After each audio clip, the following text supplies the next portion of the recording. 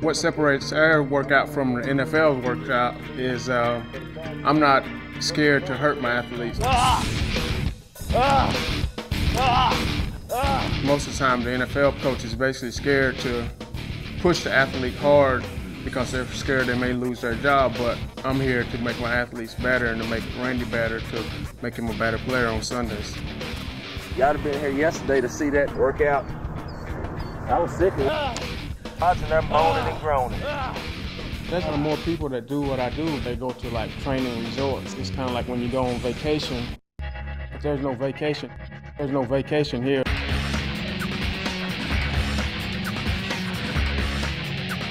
It's like down and dirty. So if you don't want to get down and dirty, which a lot of players, when you're making millions of dollars, they don't want to get down and dirty anymore, but we're still getting down and dirty here. Hit it hard. Hit it.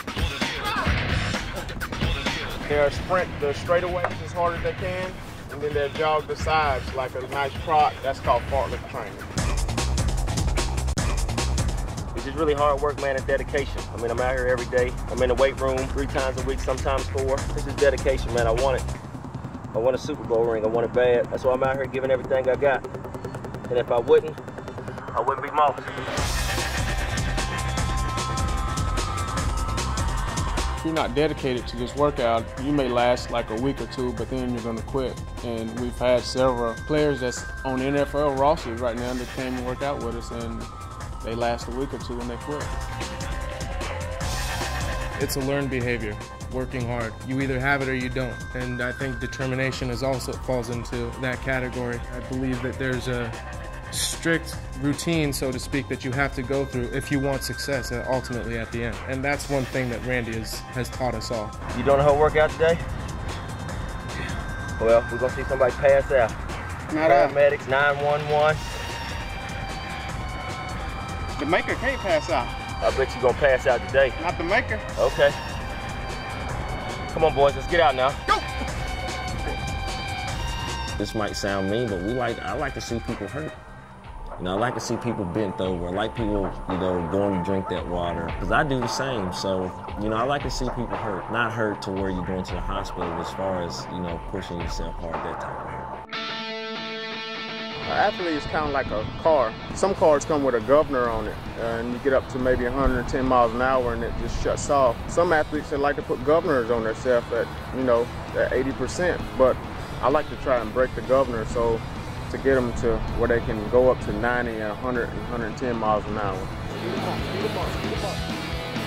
Coach Martin he's a different kind of coach. He's one of those coaches that, when you get tired, he's easy to get tired, you're going to go harder. And a lot of coaches sort of take it easy on their guys. They want to make sure the guys are going to be healthy for the next day and have some energy to go the next day. But Coach Martin wants to get everything out of you that day, and then when you come out the next day, he's going to add a little more.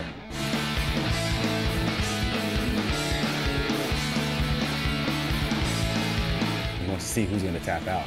That's his favorite thing. He says that, who's going to tap out today? And everybody thinks in their mind, like, I'm not going to tap out. I'll get through this workout. But as you start getting through it, you're midway through, and you're like, oh, I got another half of this workout to go. And then you start to question yourself whether you are going to tap out. Everybody thinks there's some great method and some magic potion you can take, but it's all about hard work and getting up working hard every single day.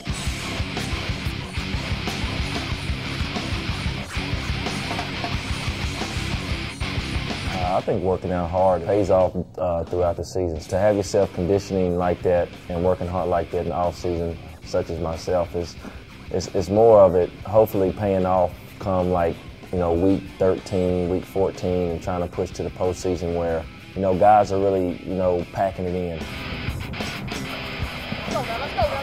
So even though we're not in season, we still compete.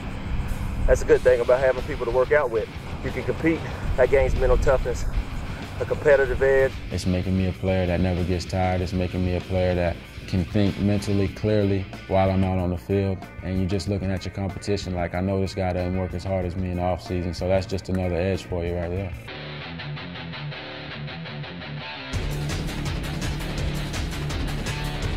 To have great feet as an athlete, that's very important. The 90s, the 80s, and the 70s you saw us running, that's sprint work. You're gonna have to have your speed work.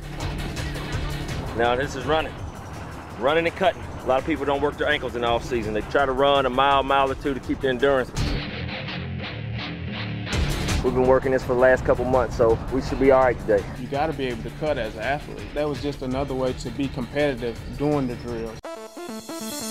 You got to use energy that you didn't think you had. You got to eat good, make sure you get your proper rest, don't party too hard, stay off the alcohol, come out here ready to work. Go! You know, I don't really tolerate a lot of nonsense, a lot of BS, and I just try to keep a straight line. And if you want to call it something else, I mean, you call it keeping it real. That's one thing I try to do. That's just me, and that's the way I've been raised. You know, I've really tried to mold myself into being, you know, where I'm at today. The gladiator, that's the drill that'll make a person quit. It's for real.